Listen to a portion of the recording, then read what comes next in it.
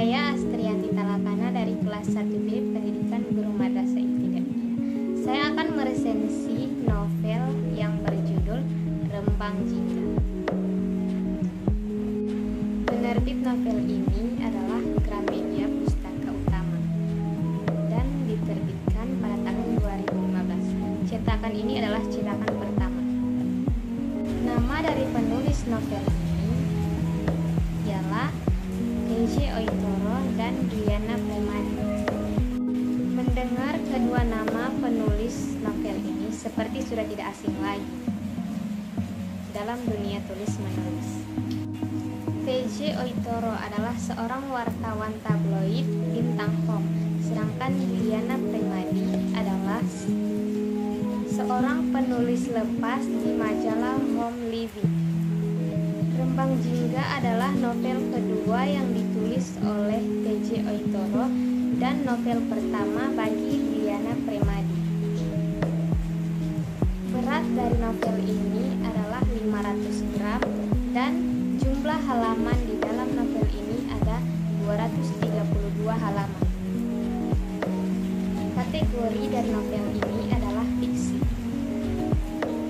Jenis cover adalah soft cover dan harga dari novel ini mulai dari 40 ribuan sampai 69.000 ke atas sesuai dari toko yang kalian pilih. Jika dilihat dari covernya, novel ini menggambarkan sisi kehidupan perempuan dan dari sudut pandang perempuan lain. Dari awal saya membaca dan melihat covernya, timbul rasa ketertarikan dari diri saya untuk membaca novel ini.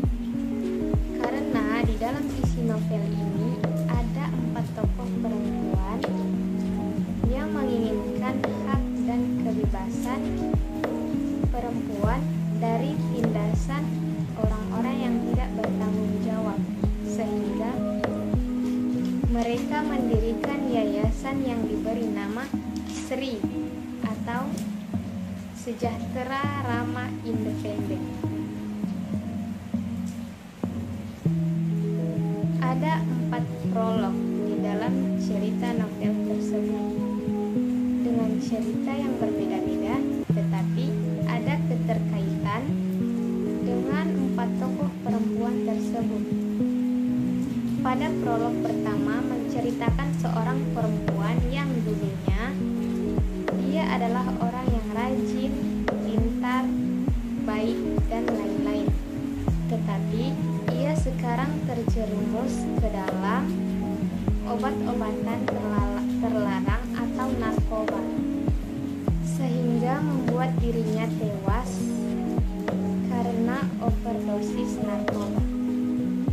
Pasti para pembaca penasaran dengan cerita yang ada di dalam novel ini. Termasuk saya juga penasaran dengan isi cerita selanjutnya. Apalagi baru saja prolog pertama sudah membuat pembaca penasaran, merasa bertanya-tanya apa yang akan terjadi di cerita prolog selanjutnya. Saya sangat suka dengan cerita yang ada di dalam novel ini, karena cerita ini sangat dekat dengan realitas sosial dalam kehidupan sehari-hari. Hal ini dibuktikan pada prolog pertama sampai akhir.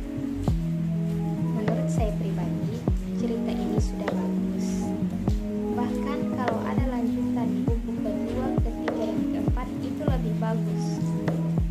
Karena ada 4 tokoh dengan cerita yang berbeda. Sehingga cerita dari keempat tokoh tersebut bisa digali lebih dalam lagi untuk dibuat cerita tersendiri dan tidak membuat pembaca bolak-balik ke halaman sebelumnya untuk mencari kebenaran dalam cerita ini. Novel ini cocok dibaca